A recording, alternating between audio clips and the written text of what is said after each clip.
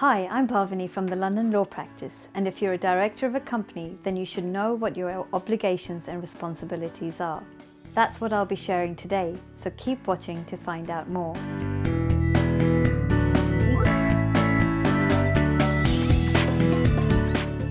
Being a company director carries a great deal of weight and responsibility.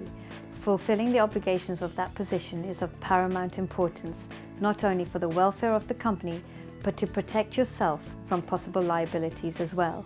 Under the Companies Act 2006, company directors in the UK are legally required to perform certain statutory duties. The Act is designed to ensure that directors are suitably skilled and knowledgeable for their position, acting with integrity and transparency for the benefit of the company and its members, without the influence of any third parties.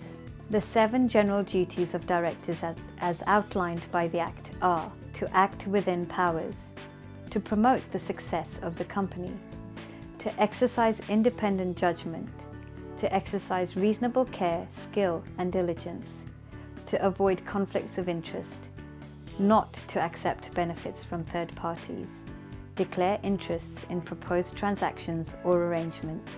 Directors must also keep company records and report changes to HMRC and Companies House, ensure the company's finances are accurately represented, prioritize company creditors' interests if the company is in financial difficulty, and register for and submit annual self-assessment tax returns if applicable. Of course, these duties may be fulfilled through a company accountant or bookkeeper. Directors failing to comply with any of these requirements or with any of their requirements under the company's articles of association could be dismissed or disqualified by court order.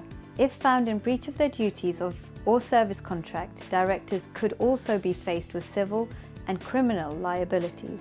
For example, if found guilty of wrongful or fraudulent trading, directors could be held personally liable for all of the company's debts, face severe fines, or even be sentenced to time in prison. In line with the statutory duties of the Act, directors must also promote the success of the company for the benefit of its shareholders.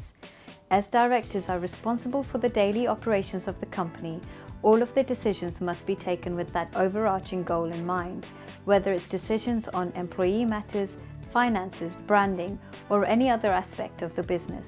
Company directors also need to know how to deal with board meetings.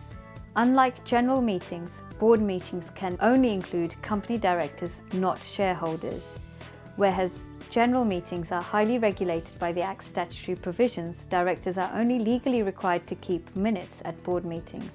Otherwise, the company articles dictate how board meetings are conducted. Typically, the company articles will include provisions on the following aspects of board meetings: how and when meetings must be called, collective and unanimous decision making, participation in and chairing of the meetings, casting votes, conflicts of interest, the ability to make further rules on board meetings. Any breach of the company articles may incur an equitable remedy, and as such, the provisions of the articles must be adhered to just as strictly as the provisions of the Act. If you're a company director and you would like more information or expert legal guidance on the duties of your role, contact us at the London Law Practice today and would be glad to act as your ongoing legal advisors.